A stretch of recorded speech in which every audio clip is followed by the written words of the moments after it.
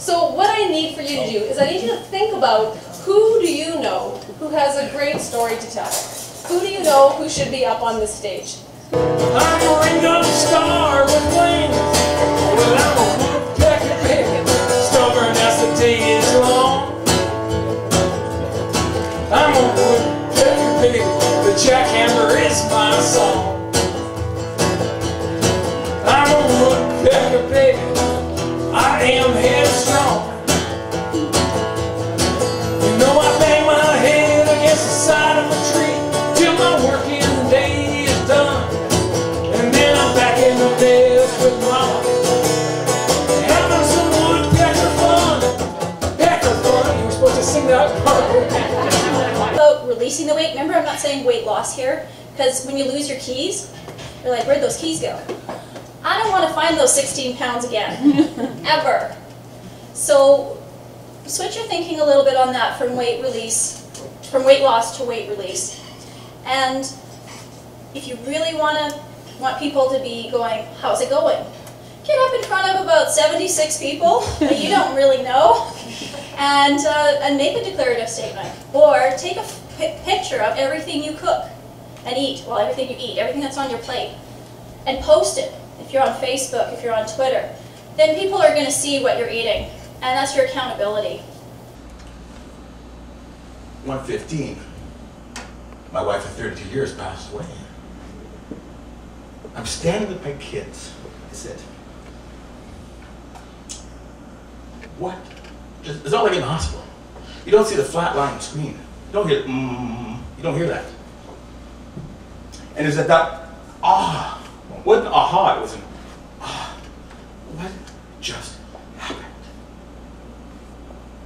Now that's an extreme. You have these kind of moments every day. These moments say, my breath is taken away. But this is what I said to my kids.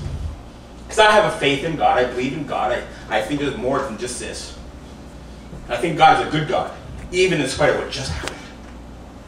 I said, if God is good on Tuesday, He's got to be good on Wednesday. I don't understand everything. All I know is I lost my wife within 24 hours of going to the hospital. And I woke up, and it was that, I know something woke me up, but now it's very, very quiet, and I don't know what's wrong. And I could see Elizabeth standing by the door, by the balcony door. And so I came to the window, had a look out, and the army had returned, and they had grabbed about 4 young men, and were going to kill them. And I looked across at Elizabeth, and I looked back at the scene, and just when I thought it can't get any worse, I heard the balcony door open. And I looked just in time to see Elizabeth stepping out onto that balcony. And I just thought, what is this woman doing? She was Congolese. So in the local language, she spoke to the army commander.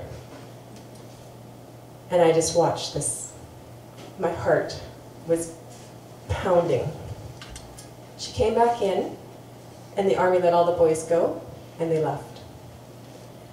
When I debriefed it with Elizabeth, I said, what did you say? She said, well, I just told him I didn't think it was a good idea.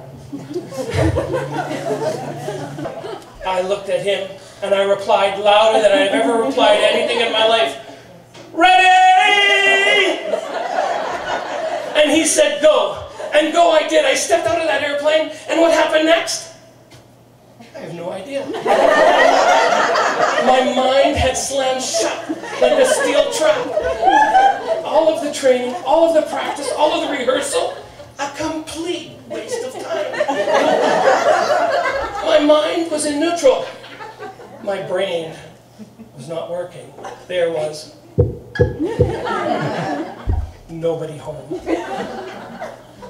But then suddenly, it got peaceful and quiet and totally serene.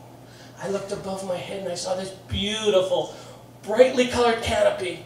Yes, I said when I realized the magnitude of what I had done.